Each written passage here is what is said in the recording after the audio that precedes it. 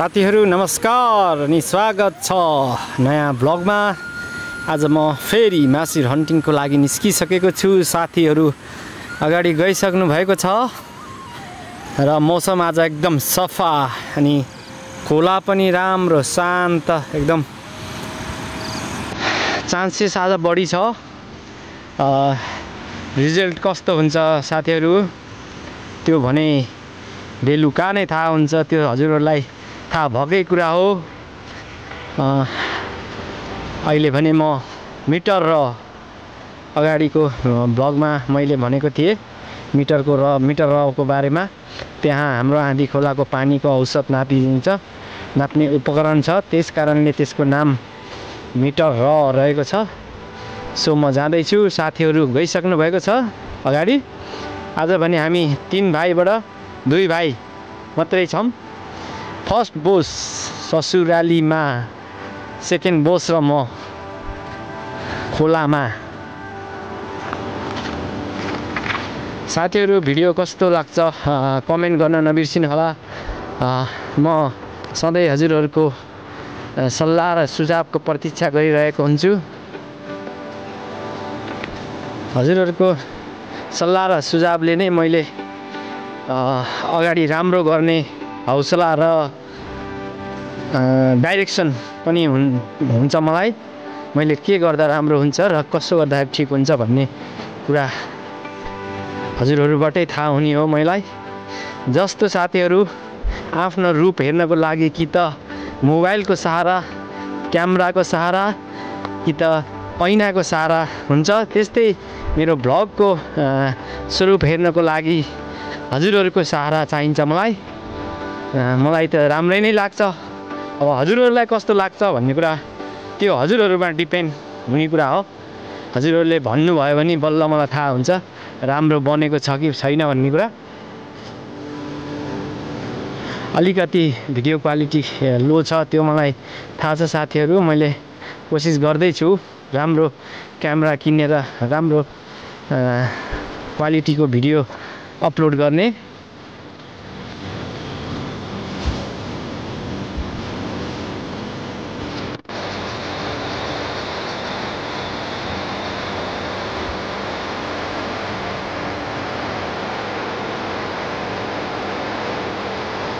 Countdown फेरि लास्टै तल गरिदिँदो रहेछ क्या।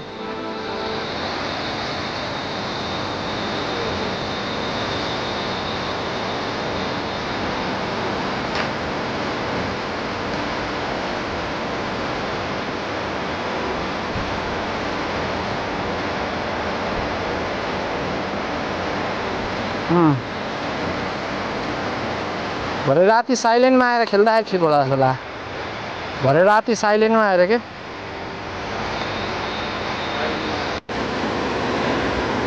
खोला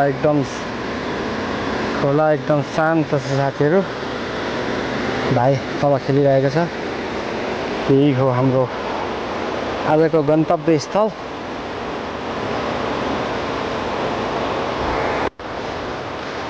आज अस्तिको रिस नमरेर फेरि आज आइएको छ हामी। अस्ति बास बसेको ठाँटी यही हो साथीहरु। उकालोले थकायो।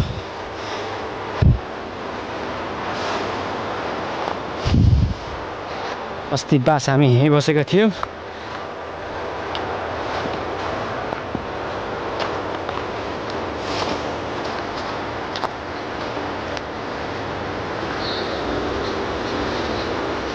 पानी सङ्लो छ। माथिबाट माछा खेलेको देख्न सकिन्छ। त्यही भएर म पहिला त पुल माथि गएर माछा हेर्छु साथीहरु। अनि कहाँनेर बसेर खेल्ने भन्ने कुरा डिसाइड गर्छु।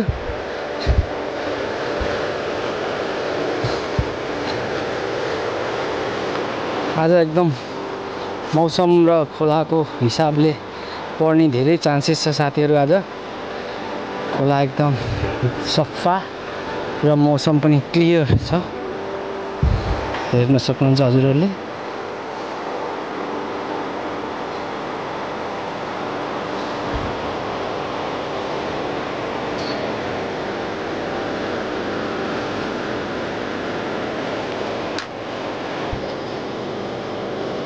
साथीहरू म आज यो इलाइट हान्न गइरहेको छु। सङ्लो पानी र छिरामा खेल्न यो एकदमै अति उत्तम हुन्छ। सो आज माछा पर्छ कि पर्दैन हेरौँ है। इलाइट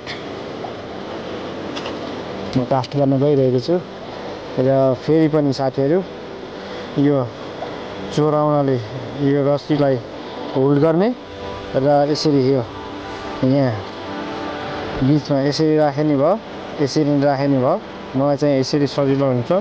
अनि त्यहाँ यो यहाँ समात्ने र यो लकलाई खोलेर ट्याक यहाँ समात्ने अनि साथीहरू यसरी कास्ट गर्ने।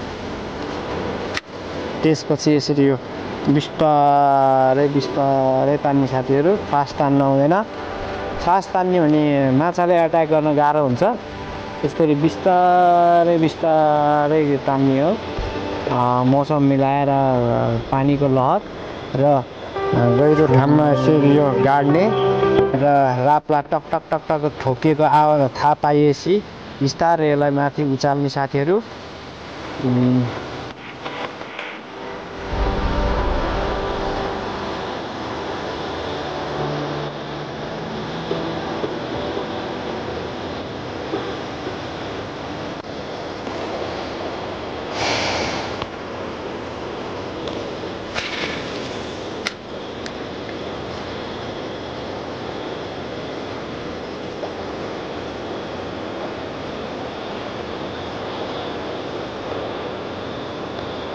दिनमा उज्यालोमा त पर्दैन साथीहरू खासै।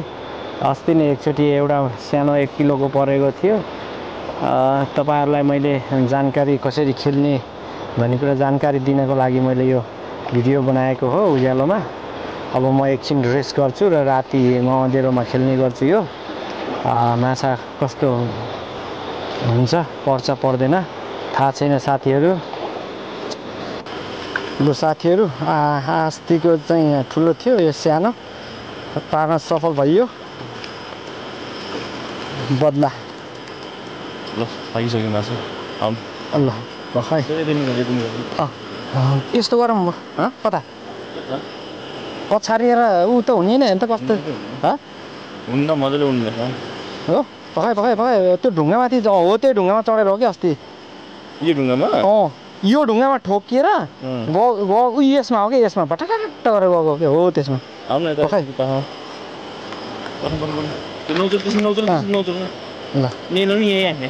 ल्याउने कि पठाउनु न। ल घुमाइ घुमाइ ल्याउँछु ल। पनि थाकेन नदिनु ल थाकेको छैन। आरामले निकाल्नु। मनले हानेको थियो कि एकचोटि पाक्कैमा हानेको। अनि त नि के भाइ किन आज साइलेन्ट छ भनेको। अनि ठ्याक्क दाजुले फोन हान्यो मलाई ठ्याक्कै 8:20मा हानेको के।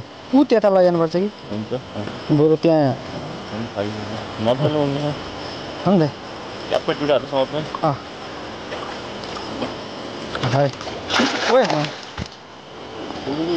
यहाँ मेरो उसमा हेर्नु माथि त नि मोबाइलको उसमा घाउ अड्केको है। अझै थाकेको छैन। त रन्केको हेर त।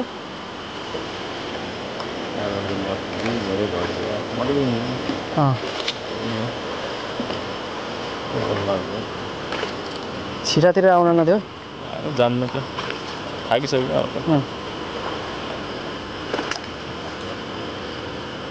आगो दाय भएको च्याप्चो सुहाउँदिहाल्छ हामीलाई अलि। त्यही च्याप्पै गर्छु भन्दाखेरि त ऊ हो नि। हो त्यो त्यस्तोमा गर्न दिनुहुन्न क्या। होइन मान्छे उचाल्यो कि मुखबाट उकिसकेको छ हो। त्यही त उकियो क्या, त्यही भएर भनेको। मुखको त उकिसक्यो, एकै पुच्छर उकियो। एकछिन लाइट मारेर थगाउ नि। होइन पर्दैन हो त्यसमा चढ्न दिनु भएन क्या। भेटाटट गर्न पायो भने लाइट मारेर छोप्नु पर्यो हेर त अझै थाहा छैन यार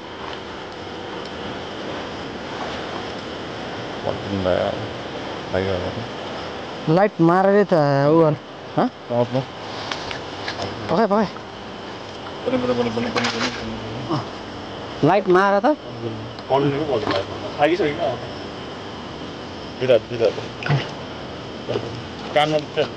त्यही गर्दैछु क्या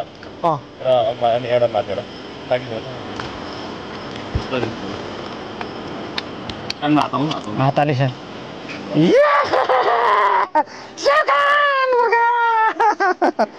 साला अस्ति नि यहीँबाट हो नि फुत्केको पहिलाको ठुलो थियो अहिलेको सानो अहिले पनि माछाला उडु म चाहिँ भएको नि हो त्यस्तै भएको क्या उसले पाहाडले त्यस्तो गरेको माछाला झन् उसले च्यापिदिएको यार हेर्छु भनेको त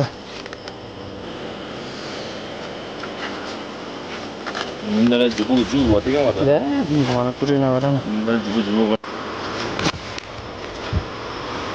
ल आज मिसन सक्सेस भयो साथीहरू यो हाम्रो अस्तिको क्याम्प फेरि बस्ने हो भोलि पर्सि ल आज चाहिँ मिसन सक्सेस भयो नेक्स्ट टाइम धेरै ठुलो परेन साथीहरू ठिक्कको परेको छ र भाइ र म सेकेन्ड बोस र म अब घरतिर जाँदै